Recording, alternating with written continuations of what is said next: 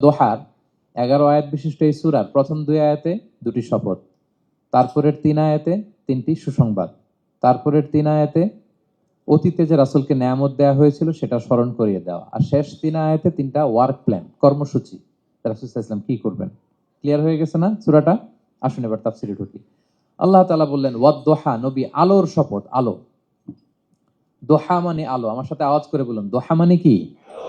আলো, সকালের আলো, প্রভাতের সূর্য কিরণ। দিনের প্রথম অংশে একটা সানশাইন থাকে না, খুব চমৎকার লাগে 9টা 10টার দিকে, হ্যাঁ সানশাইন। এই সকালের সানশাইনটাকে আরবিতে বলে দোহা। এই জন্য এই সময় আল্লাহর হাবিব সাল্লাল্লাহু আলাইহি ওয়াসাল্লাম নামাজ পড়তেন, এটাকে বলে সলাতুদ দোহা, মানে দোহার নামাজ। এটাকে বলে সলাতুদ দোহা, দোহার নামাজ। তো দেখেন রাসূল সাল্লাল্লাহু আলাইহি ওয়াসাল্লামের মন ভালো করবার জন্য প্রথমে আল্লাহর ওয়ার্ডিংটা দেখেন, আল্লাহ তাআলা কেমন চমৎকার শব্দ চয়েস করেন। প্রথমে আল্লাহ বললেন আলো।